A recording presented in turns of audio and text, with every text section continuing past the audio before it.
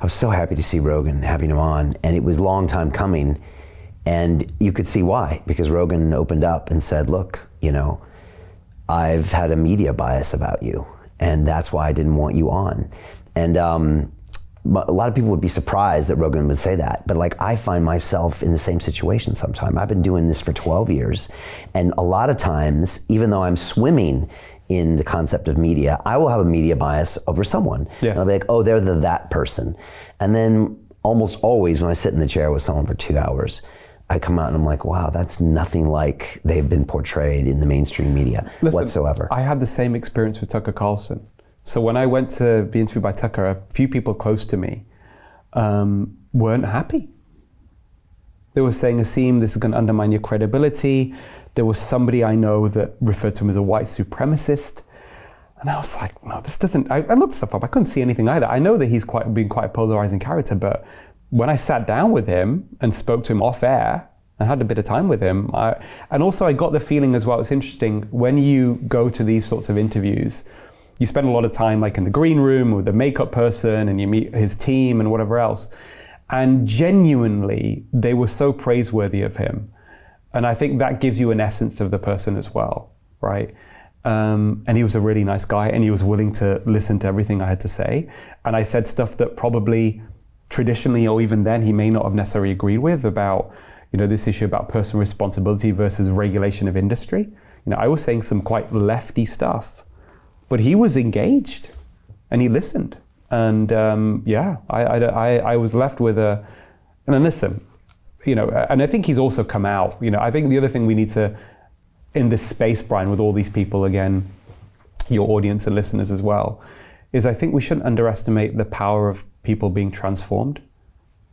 You know, he's come out and said that he feels ashamed about some of the stuff he said about the Iraq War and some of the views he's held on various things. And that takes courage to do that. And that tells you that it's someone that is opening up, I think, you know. And I don't say this about Tucker because, you know, I don't know him that well, but, you know, people know about Breaking Bad. I think there's also the Breaking Good. You know, the capacity for evil, good and evil, you know, that line or whatever runs through the heart of every human. And the problem is this culture we're in is activating, in terms of net effect, increasingly over the last several decades, the more negative aspects of human behavior.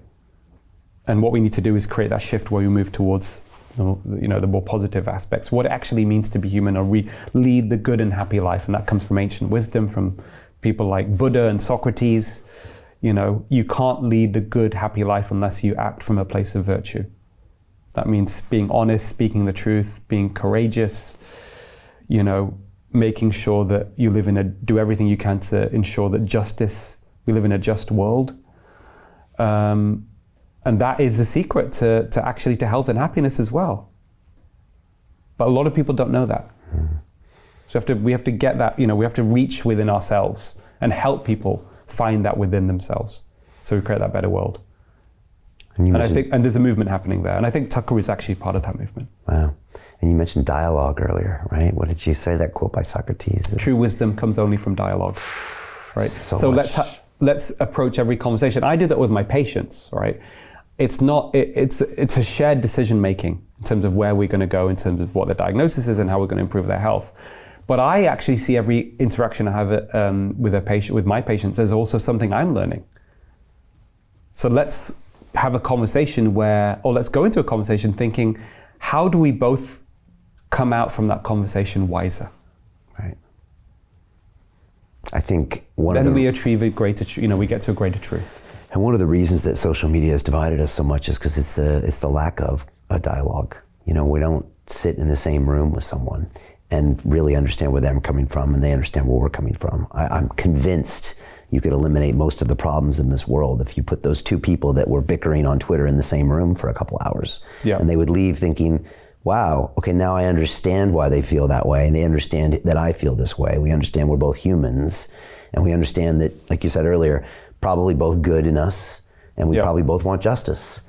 And I'd like to see a lot more of that. Yeah, absolutely. What do you make of the new Twitter and Elon Musk, because it's important that I ask you, because it seems like it's becoming the new freedom of speech platform, where many of my recent guests feel like that's the only place they can release content, have conversations. Yeah, I'm so glad Elon Musk took over Twitter because of that he's allowing complete freedom of expression there. And yes, I think right now it is one of the only platforms, and of course you've got things like Rumble, but in terms of the reach, it's huge. Facebook is terrible. By the way, interestingly, one of the Facebook partnered with drug company Merck. Remember Vioxx? Mm-hmm. They partnered with Merck to control health information and misinformation on their platform. Wow. Come on, Mark Zuckerberg, if you're watching this, please wake up. Seriously? Why? And I certainly get shadow banned. I mean, I have I don't have that many followers on Facebook or friends or whatever. It's like 30,000 compared to like Twitter where I'm over 500,000.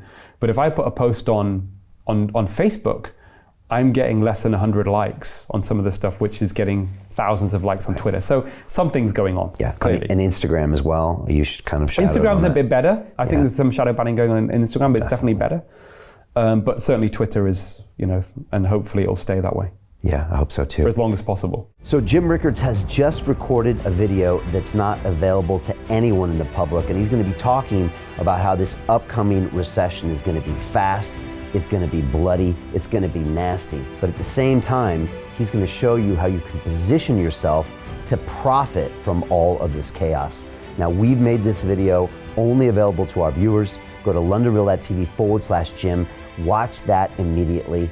I can't say enough good things about Jim Rickards. He understands the global economic system better than any guest I've ever had on London Real. His predictions are almost uncannily true, and you can learn how to profit from his vision, from his expertise, and his understanding of economics. So go to londonreal.tv/Jim or click the link below.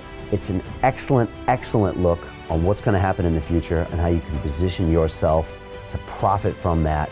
Jim is one of the best in the business, one of my favorite guests on London Real, and he's very, very good at predicting the future and showing us all to profit from it. So click the link, and I hope you enjoy. The greedy bankers are about to do it again. In 2008, they crashed our financial system and nearly bankrupted the entire global economy. Then they received trillions of dollars in government bailouts. And after, they demanded fat bonuses paid for by you, the taxpayer. It turns out the banks haven't just been screwing the American taxpayers, they're also screwing over their investors. Turns out the banking industry is the worst place you could put your money, despite enormous taxpayer bailouts. Now the bankers are back to take away your financial freedom. They lie and tell you that cryptocurrency isn't safe. They try to make it illegal for you to choose how to invest your hard-earned money. They lie and say cryptocurrency is used by money launderers and criminals. But look at the record.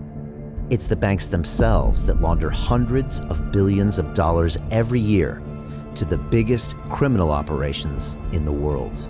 Leaked documents have revealed how some UK banks have helped criminals, money launderers and Russians under sanctions. American authorities discovered that the Sinaloa cartel moved $881 million through HSBC accounts as bank officials turned a blind eye to the illegality. The bankers lie and say cryptocurrency is not a real investment. Meanwhile, the smartest CEOs in the world are buying billions and billions of it. The truth is that banks lie about cryptocurrency because it makes them scared. The banks take $9 trillion per year of your hard-earned money, and they are worried that they will finally be exposed. They're scared because crypto means they can no longer control your money, which means they can no longer control you. They are scared because you might actually understand your money and intelligently decide what to do with it. Now is the time for us to come together, fight back, and take control. It's time to educate ourselves, our families, and our communities. Because financial education means financial freedom. We know that cryptocurrencies will help us build the new decentralized financial system of the future. A banking system that is of the people, by the people, and for the people. A banking system where access to finance is a fundamental human right. A banking system that is free and fair and welcomes all humans on this earth. The DeFi revolution is happening. We, the people, can no longer be fooled. We choose to take control of our finances. We choose to take control of our freedom. We choose to take control of our future. Join us, and let's take back our financial freedom forever.